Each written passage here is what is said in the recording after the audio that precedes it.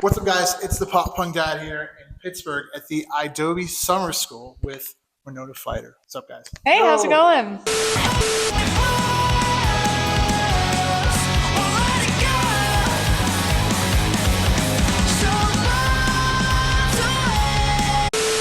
This tour is kind of like high school based. If you guys were the typical tropes that they have in high school, what would your band be?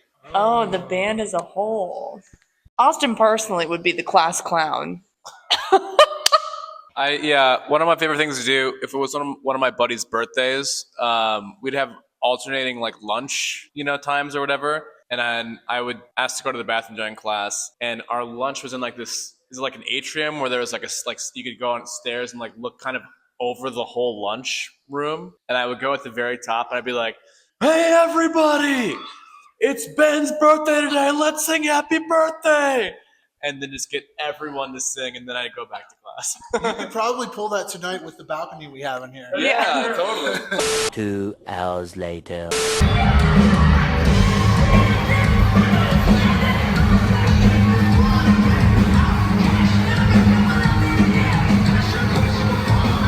But I think as a band, I do think if people know us personally, I think we give off kind of band geek energy as a whole. Right, like school band, like saxophones and stuff. Yeah, totally. The SpongeBob marching band. Yeah. You guys have this like raw, self-described garage punk sound. Is there any bands that like help define that?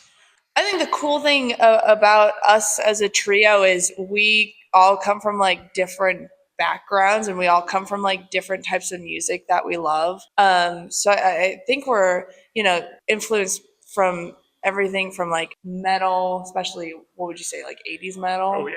80s metal to 90s grunge punk to like early 2000s alternative. I think it's just like a melting pot. But for bands in particular, I think, I'm very inspired by like Foo Fighters as far as like bands that have like a range in their sound. Yes. But then like for punk bands, I've always loved like Gorilla Biscuits. I'm a big H2O fan. And I think those bands do like melodic punk very, very cool, and like punk, hardcore, all that. I feel like they help out with your guys' like three-piece sound as well. Like bands like, I would say Alkaline Trio even. Yeah. So we're a huge Alkaline Trio fan. Hell yeah.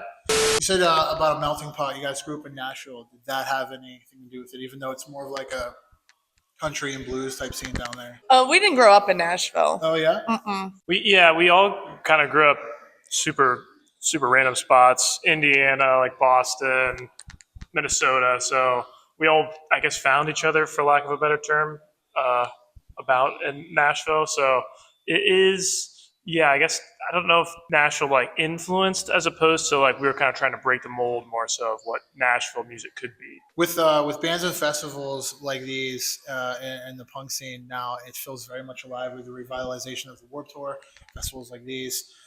What keeps you guys like really stoked about the punk scene these days? Go ahead. I think there is just more room to like do whatever the fuck you want, and I think people are craving that more and more.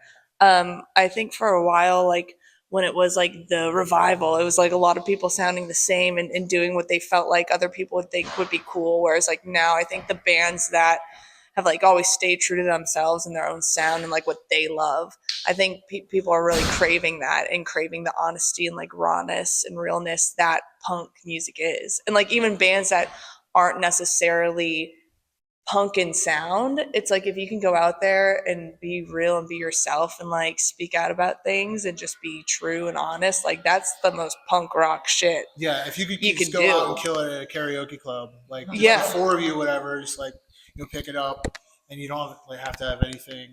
Yeah, dude, I'll see people at karaoke sometimes and I'll be like, that was punk as shit, dude. I love the ones where people like go up there and they scream. Yeah. But it's like the most normal song ever. Like they're doing something like Celine Dion, but they're screaming it. Yeah. Speaking of karaoke, you guys don't really do karaoke, but you did a cover of a Charlie XCX song. I always get that backwards. Why did you pick Symphony is a Knife. I think it's a banger. Yeah. I love that whole record, Brad. As a record, I absolutely love that record.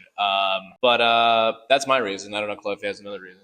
No, I just fucking love that song. Yeah, and I think it's cool doing that song too as a band that like we're very raw with how we record things and like we do it all in our garage. So taking a song that is like all fake in the best way possible, Yeah. but like all fake, and then like recording it how we record music, which is just like if we can't do it live, we don't like do it in the recording. That was like so fun and like cool to be able to do. I don't know what time you guys grew up in. I'm a early 2000s elder emo kind of guy.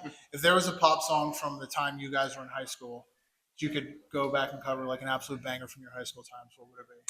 Oh, let's go down the line with this. Oh man. Probably a Frank Ocean song.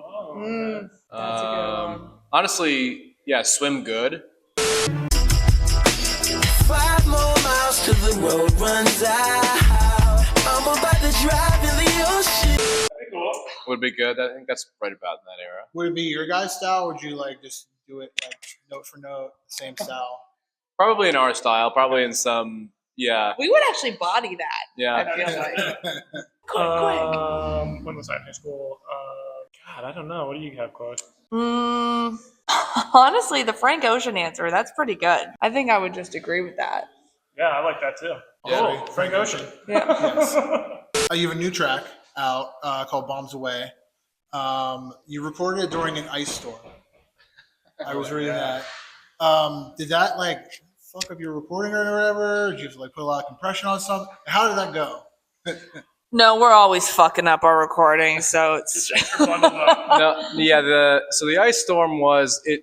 Basically, well, what happened? It rained and then it just everything froze, and so there was just like literally an inch to an inch and a half of solid ice covering everything. So that downed a lot of trees and power lines. And so luckily, we only lost power a couple times, but that was mostly the setbacks that we experienced were like constantly saving because we could lose power at any point.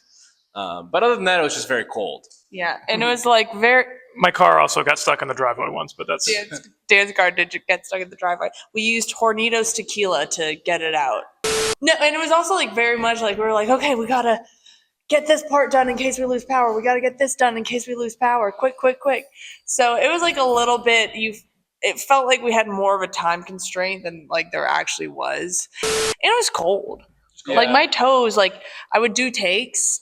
And I would be like, my toes were too cold during that one, so I don't think like my foot is moving as good as it could be. Yeah, is there like a particular song that like it'll take you back to a particular moment where like I recorded this a million times, and I did this, and it was because of this thing. Yeah, there's one song that's not out yet that I had to go back and re-record drums for, and in the moment I was not like thrilled about it, but totally worth it to do it. Is there anything like randomly analog that's on this record? Same with the like garage rock like sound like.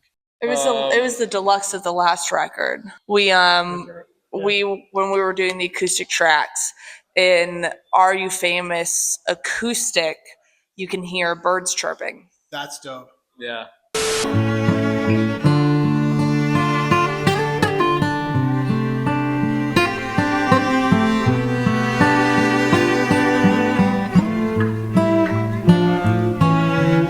Oh, and lastly, I got what's next for you guys? I see you got Warped Tour, Shine Down. yeah.